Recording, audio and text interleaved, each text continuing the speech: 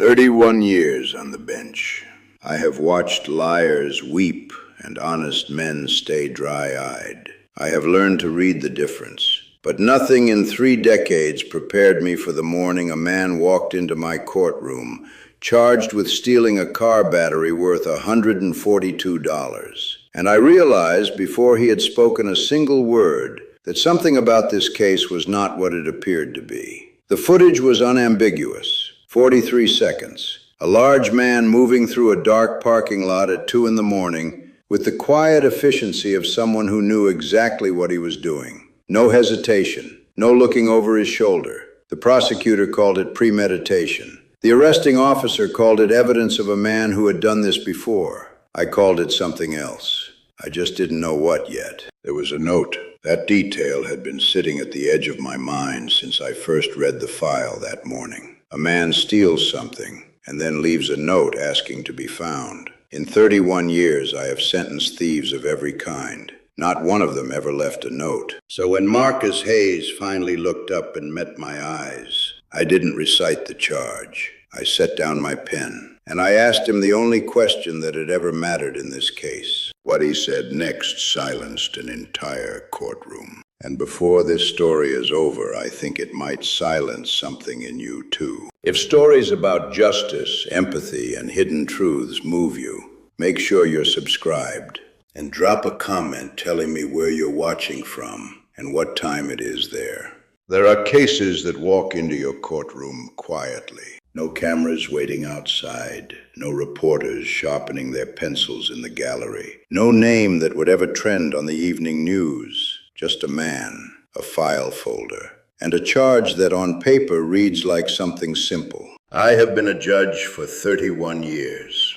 In that time, I have seen killers who smiled and saints who wept. I have learned, slowly, painfully, the way you only learn things that matter, that the law and justice are not always the same creature. The law is a structure. It is walls and ceilings and floors. It holds things in place. But justice is what you build inside those walls. And sometimes the walls are not enough. Sometimes a man stands inside those walls, and the structure around him tells one story, and his eyes tell another. And your entire life's work comes down to deciding which story is true. I was 67 years old the morning Marcus Hayes walked into my courtroom. It was a Tuesday in late November, the kind of morning that doesn't announce itself. Gray before the sun was up, gray when it rose, gray in a way that felt permanent, like the sky had simply given up trying. The heating system in that old building had been struggling since October, and by November, it had settled into a kind of stubborn lukewarm that never quite became warm. The windows along the east wall were fogged, not from steam, from breath. The breath of clerks and bailiffs and public defenders and scared people who had been waiting since 7 in the morning for their names to be called. I remember sitting at my bench before the session began, coffee going cold beside me, reading through the morning's docket. There were 11 cases, 11 lives reduced to case numbers and charge descriptions and dates of incident. I read them the way I always read them, carefully, without rushing. Because the file is the first conversation. The file tells you what the world thought was important enough to write down. When I reached case number 7, I stopped. Marcus Delroy Hayes, age 38, charged with felony theft of private property. Item, 1 automotive battery. Estimated value, $142. Date of incident, November 14th, 2:17 a.m. I read it twice. Then I set it down. Then I picked it up and read it a third time. 2:17 in the morning. In 31 years, I had learned to pay attention to the details that prosecutors don't underline. The ones that sit quietly in the margins of a police report waiting to be asked about. The time of an incident is one of those details. A theft at 2 in the afternoon is one kind of story. A theft at 2 in the morning is another kind entirely. And something about this one, something I couldn't have named then, something that lived below language, made me set that file on top of the others. The session was called to order at 9 o'clock. By the time case number 7 was announced, I had already watched 6 other people stand at that podium. A woman disputing a noise violation with more dignity than most senators I'd met. A young man who had missed too many community service hours and couldn't quite look me in the eye. Each of them carrying something. Each of them there because the machinery of the law had caught them in its gears, and now they had to stand before it and account for themselves. When Marcus Hayes was called, I heard him before I saw him. Not his voice. He hadn't spoken yet. I heard his footsteps, heavy, measured, deliberate. The footsteps of a man who was not in a hurry because hurrying would mean he was afraid, and he had made a private decision not to appear afraid. I had heard that rhythm before. Men who carry physical weight for a living walk differently than men who carry paper. Their feet know the floor. He was bigger than I expected, broad through the shoulders in the way that comes from actual labor, not a gym. His skin was dark, and his face was the face of a man who had not slept. Not last night, not the night before, possibly not for longer than that. The kind of exhaustion that settles into the bones and changes the architecture of a face. His eyes, when he finally looked up, were brown and very still. Not the stillness of indifference, the stillness of someone holding something carefully, the way you hold a glass that's too full. His shirt was white, or it had been once. The collar had gone the pale yellow of old photographs, and I could see it had been pressed, ironed that morning or the night before by hands that cared about the impression it would make, even if the fabric itself had already told its own story. His trousers were black and a size too large, cinched with a brown belt worn to a shine at the buckle. His shoes were leather, synthetic leather, the kind that starts to separate at the sole after a year or two of daily use, and his left shoe had begun that conversation at the toe. He had no private attorney. He stood beside his public defender, a young woman carrying a thin folder, and she was competent and she was kind. And that thin folder told me everything about the resources he had to mount a defense. He looked at the floor. I looked at him. And I thought of my son Michael at 38, working double shifts at a warehouse, calling me on Sunday mornings, laughing too loud at his own jokes the way he'd done since he was 9 years old. I opened the file. I cleared my throat. And I said, as I always say in the voice I have been using for 31 years in rooms exactly like this one, let's begin. 11:03. I have seen prosecutors present cases with the precision of surgeons and the warmth of glaciers. Diane Collier was not cruel. I want to be clear about that. She was simply very good at her job. And her job, on that Tuesday morning, was to present the facts of the state's case against Marcus Delroy Hayes in the most complete and accurate way the evidence allowed. She did exactly that. She stood, smoothed her gray jacket with one hand, and began. The automotive battery in question belonged to a Mr. Raymond Patterson, age 54, resident of apartment 7C at the Maple Creek residential complex, the same building where the defendant lived and worked as a maintenance technician. The battery had been removed from Mr. Patterson's 2009 Ford pickup truck, which was parked in the building's lower lot at approximately 2:17 in the morning on November 14th. The building's exterior security camera, positioned at the northeast corner of the lot, had captured the entire event with what Diane Collier described without irony as remarkable clarity. She submitted the footage as Exhibit A. I watched it on the monitor to my left. 43 seconds. That was how long it took. A large man in a dark jacket moving quickly but not running, crouching beside a truck, working with the focused efficiency of someone who understood machinery, standing and walking back toward the building's service entrance with something heavy in both hands. 43 seconds, start to finish. No hesitation, no looking over his shoulder. That last detail, the absence of looking over his shoulder, had struck the responding officer as significant, and he had noted it in his report as evidence of premeditation. A man who doesn't check whether he's being watched, the logic went, is a man who has done this before, or a man who simply doesn't care. I noted that detail too, but I noted it differently. Diane Collier continued. Mr. Patterson had discovered the theft at 6:45 that same morning when he went to his vehicle before his shift. He had reported it immediately. The responding officers, cross-referencing the security footage with the building's resident registry, had identified the defendant within the hour. When they knocked on the door of apartment 4B at 8:15 in the morning, Marcus Hayes had answered. He had not pretended not to know why they were there.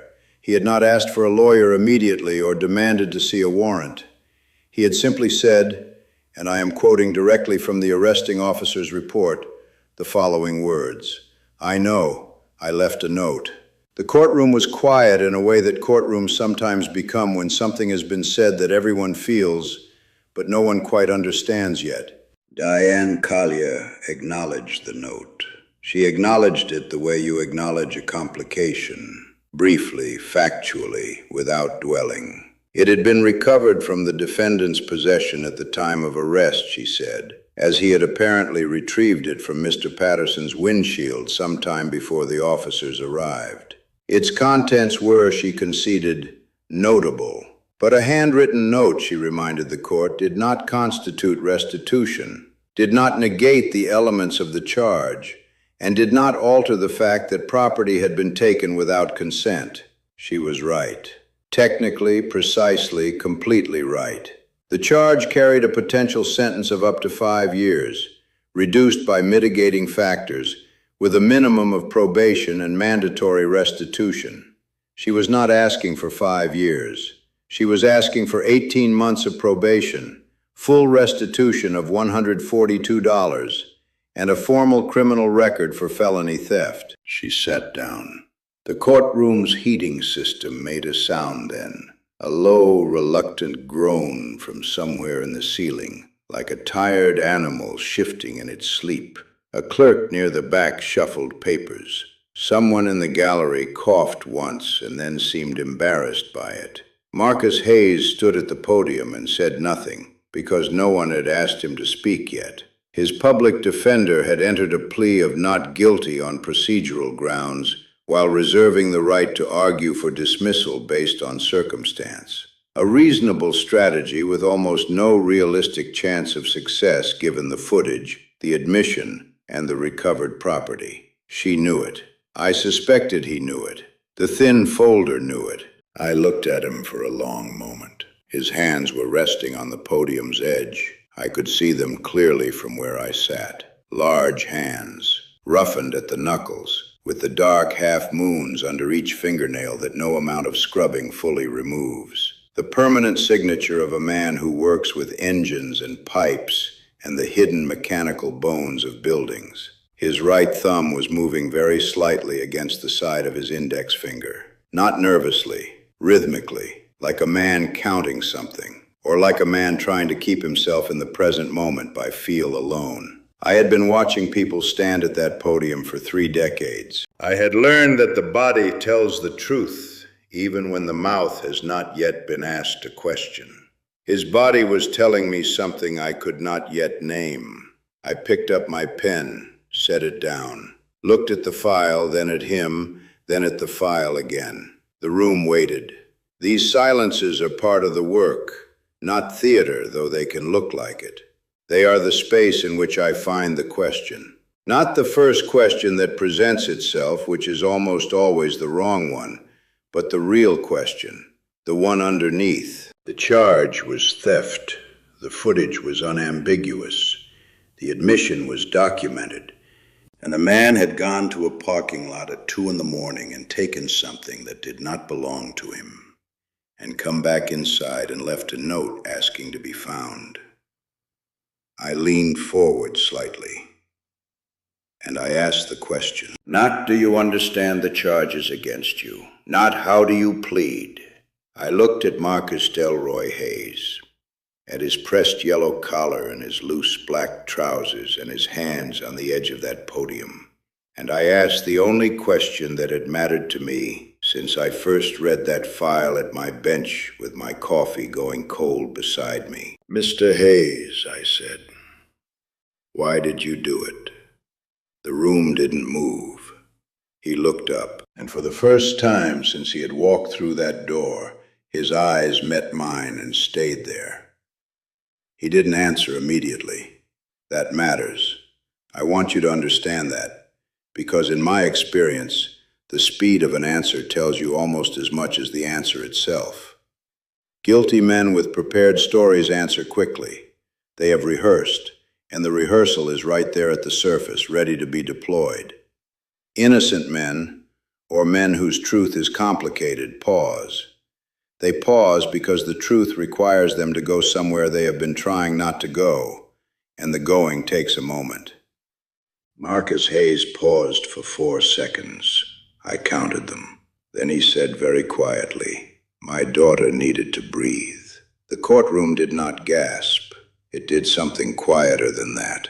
It contracted, like a single held breath across 20 people who had all, in that same instant, felt the floor shift slightly beneath them. I kept my voice level.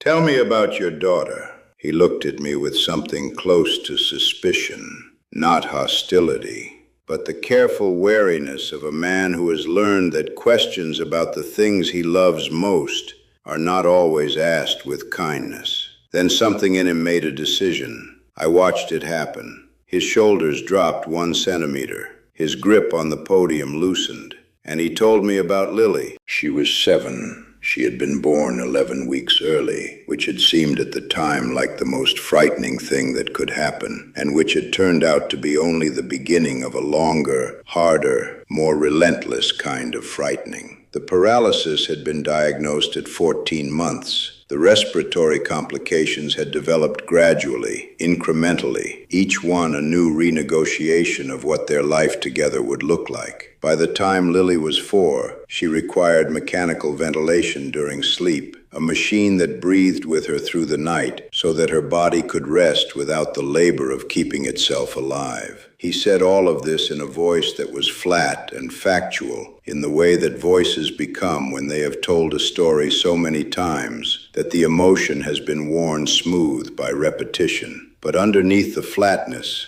I could hear something that never fully smooths: the specific exhaustion of a parent who has spent years watching their child fight for something that other children do without thinking. Her mother had left when Lily was 2. He did not say this with bitterness. He said it the way you state a weather condition. She had not been able to sustain it, he said. Some people cannot. He had not stopped to decide whether he could sustain it either. Lily was there, and he was her father, and the question of sustainability had never really presented itself as a choice. He worked mornings at the Maple Creek complex, maintenance, pipes, HVAC units, the elevator that broke every 3 weeks, the parking lot lights that the management company kept delaying replacing. He was home by 4. He cooked dinner. He helped Lily with the exercises her physical therapist had assigned. He read to her at night. She liked stories about animals who went on long journeys and came home. He connected her ventilator before she fell asleep, and he checked it twice before he let himself sleep. And he had a battery backup unit that the medical supply company had provided, which was rated for 40 minutes of operation.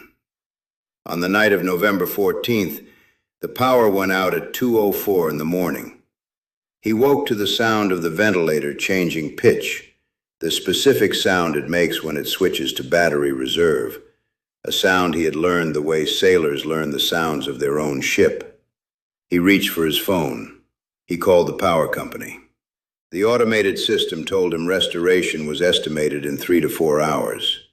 He asked for a human being. He was placed on hold. He called 911 and explained that his daughter was on a ventilator and the power was out. They told him to stay on the line.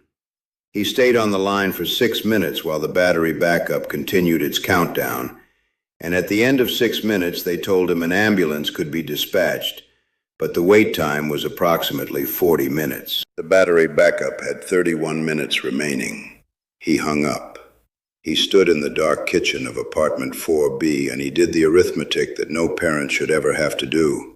And the arithmetic had one answer. He knocked on the door of his neighbor, Carol Simmons, age 68, who had known Lily since she came home from the NICU, and who came to the door in her housecoat without asking why, and went directly to Lily's room and sat beside her without being asked. Then Marcus Hayes went down 7 flights of stairs in the dark, because the elevator runs on building power, crossed the parking lot, and in 43 seconds removed a battery from Raymond Patterson's truck. He did not run back. I asked him why he didn't run. He thought about it. Then he said, "Running felt like I'd done something wrong." I wrote nothing on my notepad for a long moment. Diane Collier was very still at the prosecution table. Her pen was in her hand, but it was not moving. She was looking at the middle distance, the way people look when they are recalculating something. I looked at the security footage timestamp on my monitor. 2:17 a.m., 43 seconds. A large man moving quickly but not running, not looking over his shoulder, not guilty of carelessness, not guilty of greed, not guilty of the slow moral erosion that turns people into the thing the law exists to restrain.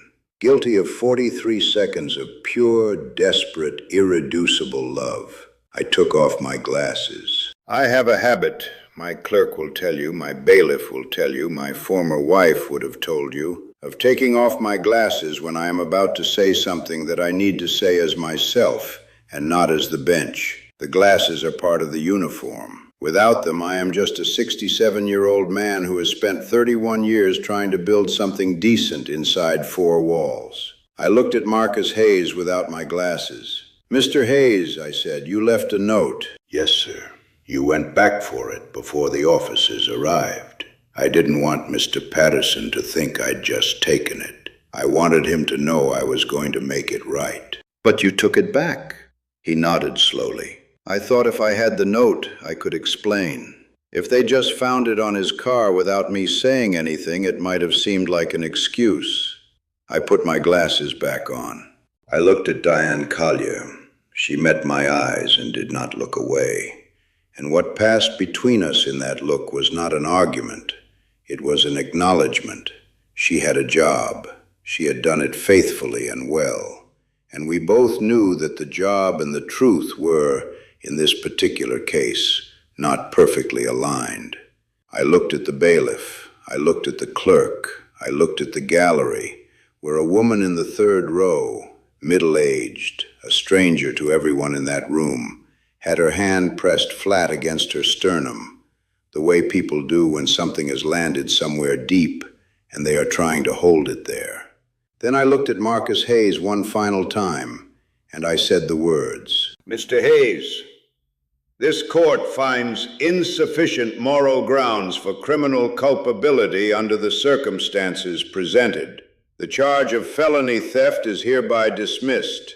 No probation, no restitution order, no criminal record." I paused. "The battery has already been returned and the repairs to Mr. Patterson's vehicle have been confirmed as unnecessary. What has not yet been returned to you is your time, your dignity, and your peace of mind. This court cannot restore those things, but it can refuse to take any more of them." I picked up the gavel. "You are free to go home to your daughter, Mr. Hayes." The sound of the gavel in that room, on that gray November morning, was the single cleanest sound I had heard in years. Marcus Hayes stood at that podium for 2 more seconds after I struck it. And then, without drama, without performance, with the same quiet dignity with which he had walked in, he bent his head forward, not in relief, not yet, but in something older than relief. Something that looked like a man finally setting down a weight he had been carrying for so long he had forgotten what his own hands felt like empty. His shoulders shook once, just once, then he was still. I think about Marcus Hayes on cold mornings. Not every cold morning, but the ones that arrive gray and without announcement. The ones where the light through my kitchen window has that particular flat quality that reminds you winter is not a season so much as a state of mind. On those mornings, I think about him. I think about a man standing in a dark kitchen doing arithmetic. I think about 7 flights of stairs. I think about 43 seconds. I have been asked over the years what I consider the hardest part of this work. People expect me to say the violent cases or the ones involving children, or the ones where the evidence points one way and my instincts point another, and I have to choose which navigator to trust? Those are hard. I will not pretend otherwise. But the hardest cases, in my experience, are the quiet ones, the ones that arrive without drama, without media, without the collective weight of public attention to remind everyone in the room that what happens here matters. The hardest cases are the ones where an ordinary person, someone who wakes up early and works with their hands and loves someone deeply and does not ask for much from the world, finds themselves standing in a place they never expected to stand, because life compressed itself into a moment that left them no good options, only less bad ones. Those are the cases that stay. In the weeks that followed Marcus Hayes's hearing, Diane Collier, and I say this with genuine respect because it is not a small thing, reached out to the county's medical equipment assistance program on his behalf. She did not have to do that. It was not her job. It was not required of her by any statute or professional obligation. She did it because she is, underneath the gray suit and the careful legal language, a person. And persons, when they have witnessed something true, sometimes feel compelled to act on it. Through that program, Marcus was connected with a social worker named Patricia, who assessed Lily's case, and within 3 weeks had arranged for a supplemental power backup system, one rated for 8 hours of operation, with an automatic cellular alert to emergency services in the event of a power failure lasting more than 10 minutes. It was installed on a Wednesday afternoon in December. Marcus called the program coordinator afterward to thank her, and she told me later, when our paths crossed at a county health services meeting, that he had been so careful with his words of gratitude that she had needed to compose herself in her car before driving home. Raymond Patterson, for his part, had already made his position clear before the hearing concluded. His written statement, which Diane Collier had read aloud in that courtroom with a voice that had lost by then most of its prosecutorial edges, had said everything that needed to be said. I learned afterward that he and Marcus had spoken in the building's hallway a few days after the hearing. No one else was present. I do not know precisely what was said. I know only that they were seen by a neighbor shaking hands, and that Raymond Patterson subsequently joined the building's informal emergency contact network, a list of residents willing to be called in the middle of the night if someone needed help. That detail, small as it is, matters to me more than I can fully explain, because this is what the law cannot legislate and what no gavel can compel. The moment when a person who was wronged decides that the wrong has been answered not by punishment, but by understanding. Raymond Patterson lost the use of his battery for several hours on a cold November night. He also gained something. He gained the knowledge of who his neighbor was, and he decided that knowledge was worth more than retribution. I received a letter in February. It arrived in a standard white envelope, addressed in the careful block lettering of someone who does not write letters often and wanted to get it right. Inside was a single sheet of lined notebook paper, folded in thirds, and tucked inside the fold was a drawing in crayon, blue and yellow and a very determined shade of orange. It showed 2 figures, one tall and dark, one small with what appeared to be an enormous smile, standing in front of a building. Above them, in the unsteady, careful letters of a 7-year-old who is learning that words can travel farther than voices, were the words, "The nice old man who helped Daddy." I keep that drawing in a drawer, the same drawer where I keep the photograph of my sons. Marcus had written a single paragraph below his daughter's drawing. He thanked me for listening. He said that Lily had been asking questions about courts and judges and why people had to go there, and that he had tried to explain it in a way a 7-year-old could hold. He had told her that courts were places where people went when something went wrong, and that most of the time a judge helped figure out how to make it right. Lily had considered this information for a moment, he wrote, and then had said, "So the judge is like a doctor for problems." I read that sentence 3 times. A doctor for problems. I have had many titles in my life. Father, husband, Your Honor, Meritissimo. I have had plaques on walls and a robe that I have worn for so long it has taken on the shape of my shoulders. I have never had a title that fit better than the one a 7-year-old girl assigned me from an apartment on the 4th floor of a building called Maple Creek on a gray winter afternoon, without knowing she was doing it. I am telling you this story because I believe it matters, not because it ended well, though it did, not because justice was served, though I believe it was. I am telling you this story because of the 43 seconds.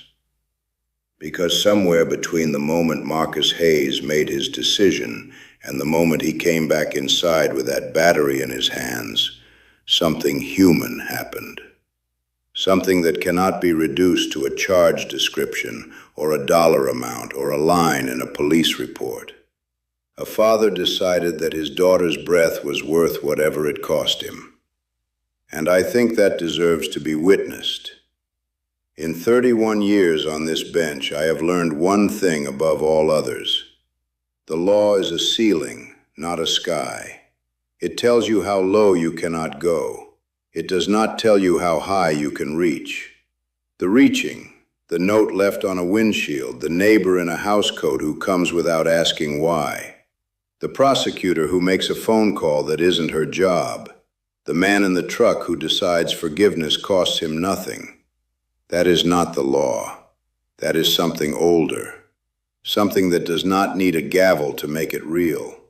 If this story stayed with you, take a moment and ask yourself, have you ever been in a position where every option was wrong and you had to choose the least wrong one, and then had to stand somewhere and explain yourself to people who only saw the action, not the 43 seconds of desperation that led to it? Have you ever been Raymond Patterson, someone who was wronged and had every right to demand justice, and chose instead to ask a different question? Who is this person really? And have you ever witnessed something true, something that reminded you that human beings under enough pressure will reach for love before they reach for anything else? Leave your thoughts in the comments. We read every one.